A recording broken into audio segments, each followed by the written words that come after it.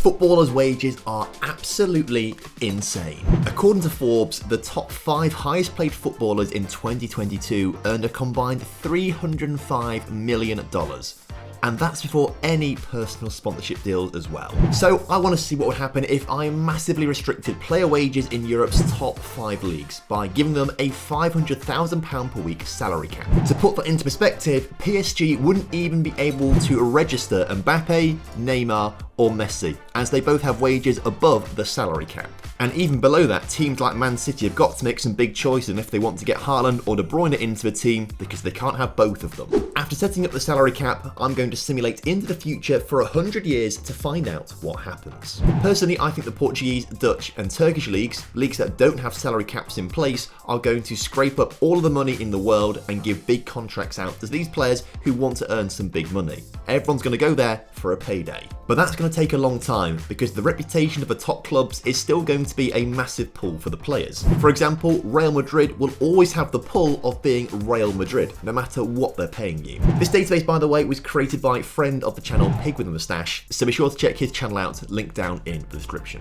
So first of all, we'll jump 10 years in the future to find out where players like Mbappe and Haaland are currently playing. Have they gone to earn some big money elsewhere, or have they gone to a club in the top 5 European leagues because of the reputation? And the answer is they've gone for reputation, because Mbappe's at Arsenal on £47,000 per week and Haaland's at Barcelona on £52,000 a week. So clearly, 10 years in the future, the reputation of these teams is still the most important thing to these players. Money is not talking.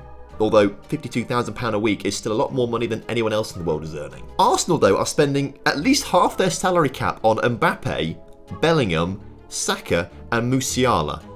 I mean, that is a devastatingly good attack. And to be fair, it is working out for them. They've gone on to win 1, 2, 3 Premier Leagues, they've come second 3 times in a row, and they've won 4 Champions Leagues. 4 in a row. So things are working out for Arsenal. And as you can see, the top 5 leagues are still the top 5 leagues in Europe based on reputation rankings. So not much has changed in the first 10 years, but that is to be expected. But if we sort this by wage though and see who's on the most amount of money, wow, I wasn't expecting this, but actually it makes a lot of sense. The biggest wages in the world are being paid out by clubs in the Middle East. The top 5 highest earners are all playing in Saudi Arabia. In fact, the top 7 earners are all playing in Saudi Arabia. It's only when you get to Darwin Núñez, who's playing in Qatar right now. He's taken a big payday there. Clearly, he didn't want to play in the Premier League on pennies. He's gone off to play in Qatar instead on some big money, £160,000 a week. But he's not the only player playing out there. Largi Ramazani's also gone there too. So's Renan Lodi and Fabio Silva. But you can also see that Portuguese teams like Sporting and Porto, and actually down here Benfica, have got a few players all on over £100,000 per week. So they still have a bit of a pull with the money. They're paying some big wages out. I think it's going to take quite a while, but we are going to start to see things flip around. So let's jump to 50 years in the future, see how things have changed. So in 2072, things are quite interesting. I've sorted the players here by current ability. It's out of 200, so 195 is very, very good. And the very best player in the world is playing for Tottenham on £50,000 per week.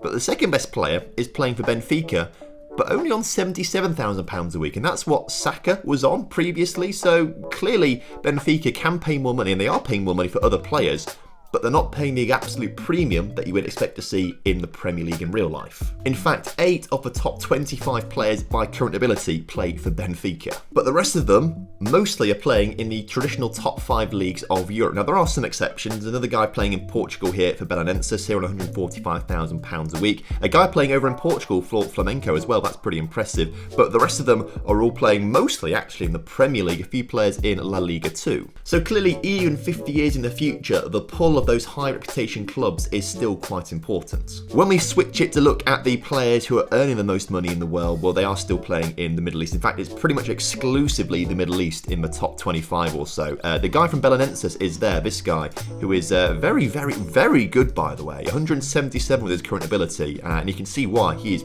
really good. But I am surprised that other European leagues like Portugal, the Netherlands, Turkey aren't paying more money. actually. I'm quite surprised by that. And actually, things haven't changed massively in terms of competition reputation rankings. It's still 1, 2, 3 for England, Spain and Germany. Portugal has mustered itself up to 4th place. The Eredivisie in 6th place. Italy and France have dropped down a little bit.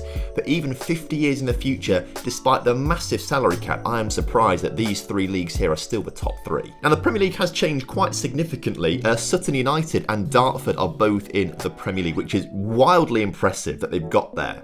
I know it's 50 years in the future, but still, that is mad. And in terms of the winners, this has changed quite significantly, to be fair. If we go all the way back to the start, where Arsenal were dominant for quite some time, to be fair, it switched back to Man City and Liverpool for a little while, and then Bournemouth have come out of nowhere to be quite a dominant force.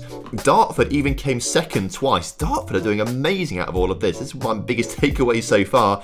Dartford are absolutely just insane. But Man United finally win their first title since the Alex Ferguson days. That's a long time to wait. Given the rise of Portuguese and Dutch clubs, though, I'm expecting a big change in the Champions League. The first 20 years didn't see a massive change. It's still dominated by the usual suspects from the top leagues in Europe, although Arsenal aren't really usual suspect at the moment in winning Champions Leagues, but they may well be in the next 5 years or so, given how well they're doing so far in the Premier League this season. Villarreal won one as well.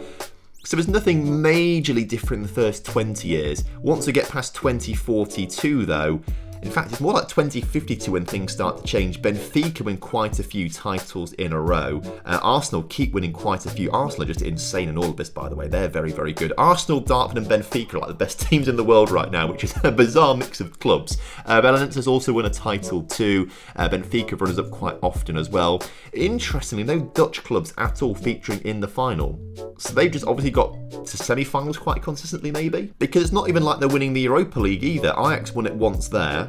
There's another Dutch club there, but there's not many sort of getting to finals or winning it. But Dartford, my word, Dartford just are insane. They've won a Europa League. I love Dartford now. But I'm really surprised that we're just not seeing that much change. We'll go another 50 years in the future and see if there's more change again. And so we are now 104 years in the future from the very start of this experiment. The best players in the world are virtually all playing for Benfica, as you can see. Benfica CB, is that like the youth team of Benfica or something? No, it looks like it's like a different team. Because they've got a different stadium. Oh, they are a different team. They're just a semi-pro team in Portugal in real life, playing in the 3rd division, Serie C. I assume that's the 3rd division of Portugal. Oh, so that's not confusing at all. The 2 best teams in the world are both called Benfica, playing in Portugal. Okay, I guess it's like Man City and Man United, I suppose, but these guys have the exact same badge.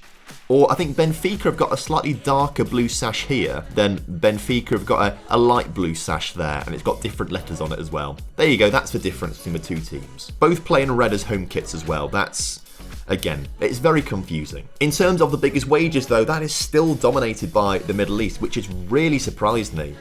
Because given that, you know, Benfica at this stage must have just stupid amounts of money, although only 33 million in their bank account right now, apparently. Okay, that's not quite as much as I thought. I don't know, I thought we'd see a lot more here. But that could just be a limit with my database, because I've not really got many leagues loaded up. I've got loads of players loaded into it, but not many actual leagues, and that might be playing a part in this. If we do this again, I think we'll load a ton more leagues into this to see what would happen. But despite all of that, the Portuguese league is still not number 1 in all of Europe. And actually, Italy and Ligue 1 have fought back to overtake the Eredivisie, which has dropped down to 8th place, and it's Belgium now in 7th. England still lead the way, despite having such an intense salary cap. I mean, maybe we've just seen the effects of putting a salary cap on the top 5 leagues actually just calms down the entire footballing world in general.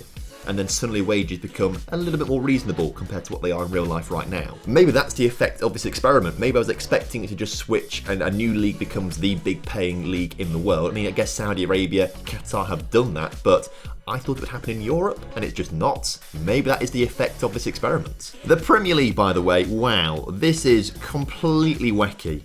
Bolton winning the title ahead of Plymouth and Arsenal. Woking get some Champions League football in there as well, ahead of Everton and Port Vale. But this is like, where are Liverpool? Where are Man City? Where are the big dogs? Oh, the answer to the Championship, because Man City have just won the promotion.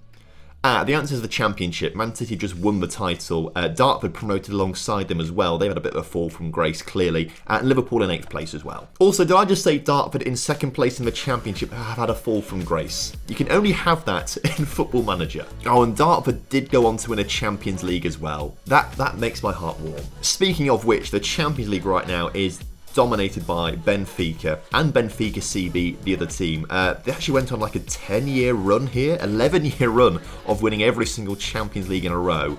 After Arsenal went on another 4. How many Champions Leagues have Arsenal won, by the way, now? 23.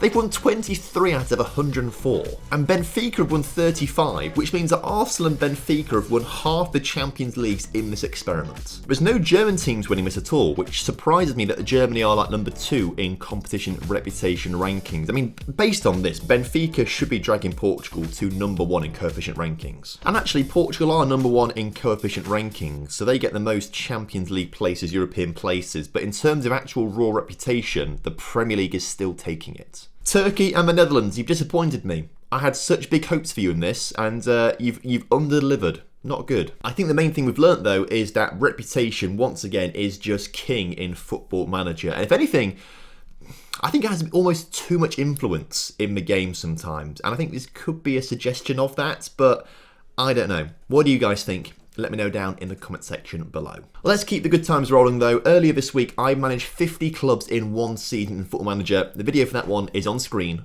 right now.